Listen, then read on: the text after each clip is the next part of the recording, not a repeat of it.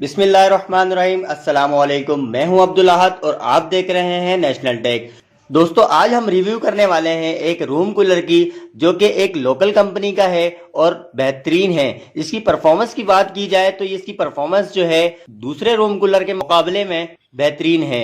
इसकी कॉस्ट की बात की जाए तो उससे नॉर्मल रूम कूलर से 4 गुना कम है। तो मैं आपको बताऊंगा कि ये रूम कूलर जो है कितने एम्पेयर लेता है, और ये एसी डीसी आप इसको दोनों पे चला सकते हैं। जो आपके घर के अंदर नॉर्मल बैटरी होती है उस पे भी चल सकता है, और ये 220 कन्वर्टर के साथ इजीली चल सकता है। तो मैं आपको बताऊंगा कि ये इसके अंदर कितने वोल्ट की मोटर लगी हुई है और कितने एम्पेयर लेती है, और इसके अंदर जो वाटर पंप लगा हुआ है वो कितने एम्पेयर लेता है। तो चलिए स्टार्ट करते हैं। तो दोस्तों, मैं इसके ओवर लुक की बात करूं तो ये इसका ओवर लुक जो है एक ड्रम टाइप का बनाया गया है, जो कि एक नॉर्मली जो है बेहतरीन इसका डिजाइन है। इजीली जो है आप इसको उठा सकते हैं, और इसका जो आगे आपको राउंड फैन दिख रहा होगा, ये जो है तकरीबन आराम से 2 से 3 लोगों को इजीली जो है हवा दे सकता है। और इसकी कूलिंग पॉइंट की बात करें तो ये इसके जो नॉर्मल टेम्परेचर है वो तकरीबन 28 डिग्री तक जाता है। दोस्तों, सबसे पहले मैं जो बात करूं, इसकी जो मोटर लगी हुई है ये 12 वोल्ट डीसी है, और इसके वाट की बात करूं तो वो वाट जो है इसके 50 वाट है। और अगर मैं इसके आरपीएम की बात करूं तो इसके आरपीएम जो है तकरीबन 3000 है, और लोड पर जो है ये तकरीबन 2200 आरपीएम हो जाते हैं। और अगर मैं इसके एम्पेयर की बात करूं तो इसके एम्पेयर जो है मैं आपको लाइव क्लेम मीटर की मदद से चेक करके बताऊंगा कि ये कितने एम्पेयर ले रही है। ये तो हो गई टोटल मोटर की डिटेल्स। अब इसके अंदर जो एक वाटर पंप लगा हुआ होता है जो पानी को हर तरफ फ्लो करता है, अब उसकी डिटेल्स की तरफ चलते हैं। तो दोस्तों, अंदर से ये कुछ इस तरह से दिखता है। इसके अंदर जो है एक ये मेटल की नेट लगाई गई है, और इसके साथ जो है इसके अंदर लकड़ी का बुरादा लगाया गया है। वो इसको जो है मेटल की जो एक जाली होती है नॉर्मल, उससे रोका गया है ताकि ये जो है बिखर ना पाए। और इसके साथ ये जो एक पाइप आपको दिख रहा होगा, ये एक मोटर पंप के ऊपर जाता है। पंप कुछ हमारा इस तरह दिखता है। ये छोटा सा एक डीसी पंप है जो 12 वोल्ट का होता है।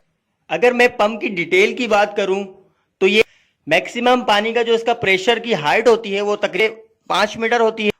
और इसके वाटर फ्लो की बात करें तो तकरीबन 10 लीटर पर मिनट के हिसाब से फ्लो करता है। अगर इसकी वाटेज की बात करें तो ये टोटल जो है 8 वाट। तो ये तो हो गई इसके वाटर पंप की डिटेल। इसके अलावा की मैं बात करूं, ये जो वाटर पंप का आउटपुट का पाइप है, ये जो है यहाँ पर एक टी की मदद से, ये आप छोटे छोटे होल्स देख रहे होंगे, इन छोटे होल से होता हुआ इस लकड़ी के बुरादे में जाता है और इसको तर कर देता है। तो चलिए मैं आपको इस पंखे का साइज बताऊंगा और इसका प्रेशर बताऊंगा कि ये पंखा जो है इसका फैन का जो ब्लेड है वो कितनी तेज हवा देता है। तो दोस्तों, इसकी जो ब्लेड की बात करूं तो ये ब्लेड जो है इसका 10 इंच का है, और जो इसकी चौड़ाई है वो तकरीबन 1 इंच है। 1 इंच की चौड़ाई तकरीबन 2 मीटर तक हवा आराम से फेंक सकता है, और 3000 आरपीएम के अंदर तकरीबन इसकी 3 मीटर की रेंज हो जाती है। अगर ये लोड पर चलता है तो लोड के हिसाब से तकरीबन 2200 आरपीएम हो जाते हैं इसके। 2200 आरपीएम के हिसाब से ये तकरीबन 2 मीटर तक हवा फेंक सकता है। और इसके अंदर ये डीसी मोटर है। अगर आपकी बैटरी या पावर सप्लाई पावरफुल हो तो ये तकरीबन 2.5 से 3 मीटर भी इस कंडीशन में हवा दे सकता है। तो चलिए मैं आपको इसको ऑन करके दिखाता हूं कि ये डीसी मोटर जो है कितने एम्पेयर ले रही है और इसका हवा का जो फ्लो है वो कितना है। तो मैं इसके अंदर पानी भर दूंगा। पानी भरने का मकसद ये है कि इसका जो वाटर पंप है वो खाली आप चलाएंगे तो उसके अंदर जलने का खतरा होगा। तो मैं इसके अंदर जल्दी से जो है पानी भर देता हूं और इसके बाद आपको चेक कराता हूं।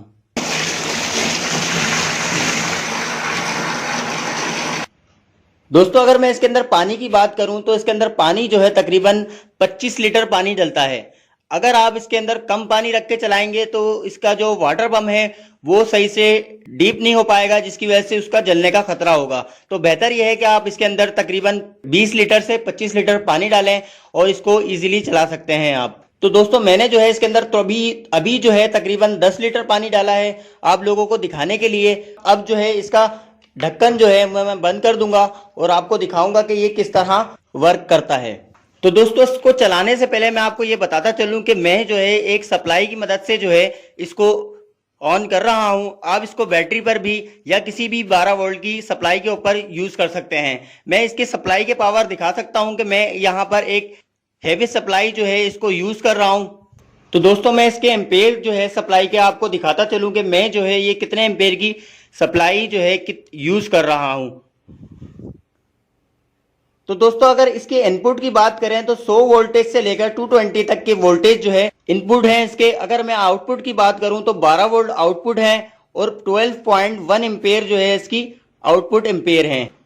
तो चलिए मैं इसको स्टार्ट करता हूं और स्टार्ट करने के बाद इसके मोटर के एम्पेयर और इसकी एयर फ्लो की स्पीड आपको मैं बताता हूं।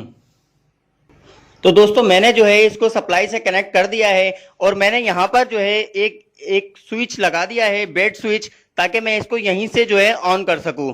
तो मैं आपको इसको ऑन करके डीसी वायर के ऊपर इस मोटर के ऊपर क्लैम मीटर की मदद से मैं इसके आपको एम्पेयर चेक करके बताऊंगा।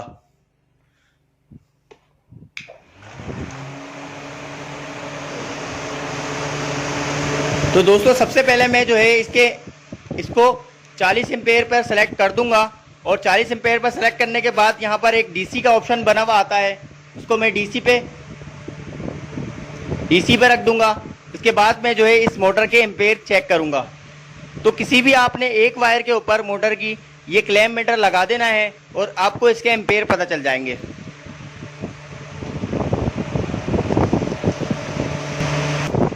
तो दोस्तों इसके अंदर तो है तकरीबन 4 एम्पेयर की मोटर लगी हुई है। 4 एम्पेयर का मतलब यही है तकरीबन 50 वोल्ट बनते हैं। 4.33 इसके एम्पेयर शो करा रहे हैं ये डीसी के। 4.33 को आप जो है मल्टीप्लाई करेंगे तो आंसर आएगा तकरीबन 50 का मतलब ये होगा कि इसके वॉट जो है 50 हैं। आपको इसकी स्पीड से अंदाज़ा हो रहा होगा, इसकी एयर की आवाज़ से जो है अंदाज़ा हो रहा होगा इतनी तेज़ ये फैन चल रहा है। तो दोस्तों मैं इसकी एयर प्रेशर की बात करूं तो एयर प्रेशर जो मैंने आपको बताया कि तकरीबन 2 से 3 मीटर तक के ये हवा आराम से दे सकता है। तो दोस्तों आप ये देख सकते हैं कि इसकी हवा जो है ये काफ़ी तेज़ है, क्योंकि इसके अंदर मैंने जो सप्लाई है वो काफ़ी हैवी लगाई हुई है। और हैवी सप्लाई लगाने के बाद आपने ये नहीं सोचना कि इसके एसी के एम्पेयर जो है ये कितने लेंगे। तो दोस्तों मैं आपको इसके एसी के जो है एम्पेयर भी चेक कराऊंगा कि ये एसी के एम्पेयर कितने लेता है। कहीं आप लोग सोचें कि यार ये 4 एम्पेयर डीसी के ले रहा है तो ये एसी के काफ़ी ज़्यादा एम्पेयर लेगा, तो ऐसा बिल्कुल भी नहीं है। आपने जो है बिल्कुल मैं आपको दिखाता हूँ कि किस तरह और कितने कम जो है एसी के एम्पेयर लेता है। तो सबसे पहले मैं इसके क्लैम मीटर को जो है इस 40 एम्पेयर पे रखकर एसी पे सेलेक्ट कर लूँ। ये जो यहाँ पर एसी लिखा हुआ आ गया तो इसका मतलब ये है एसी के एम्पेयर भी चेक कर सकते हैं। तो ये जो वायर है ये वायर जो है मेरे एक्सटेंशन बोर्ड के अंदर जा रहा है। एक्सटेंशन बोर्ड से सप्लाई लगी हुई है और सप्लाई से ये हमारा रूम कूलर चल रहा है। तो ये इसका एक वायर जो है मैं इसके क्लैम के अंदर लगा लूँगा और लगाने के बाद मैं आपको दिखाऊँगा कि ये कितने एम्पेयर ले रहा है। तो दोस्तों आप यहाँ पर देख सकते हैं कि स्क्रीन 0.53 एम्पेयर ले रहा है। तो इसका मतलब ये है कि ये जो है 1 एम्पेयर भी पूरे नहीं ले रहा, तकरीबन आधे एम्पेयर ले रहा है। आधे एम्पेयर का मतलब ये है कि आपका जो रूम कूलर है ये बहुत ही कम एम्पेयर लेता है अगर आप इसको सप्लाई से चलाते हैं। तो दोस्तों ये जो रूम कूलर है ये एक बेहतरीन और बहुत सस्ता रूम कूलर है। और इसके एम्पेयर की बात करूं तो एम्पेयर भी जो है ये बिल्कुल हाफ एम्पेयर लेता है, 1 एम्पेयर भी पूरा नहीं लेता। अगर मैं डीसी की बात करूं तो ये डीसी के ऊपर काफ़ी एम्पेयर लेगा। आप इसको अगर सप्लाई की मदद से चलाएं तो ये जो है बिल्कुल एक बेहतरीन रूम कूलर है। इसकी हवा भी अच्छी है और इसका साइज़ भी जो है नॉर्मल साइज़ है। तो उम्मीद करता हूं दोस्तों आपको ये वीडियो अच्छी लगी होगी। अगर मेरी वीडियो अच्छी लगे तो लाइक करें, कमेंट्स करें, शेयर करें और हमारे चैनल नेशनल टेक को सब्सक्राइब करें। अल्लाह हाफिज़।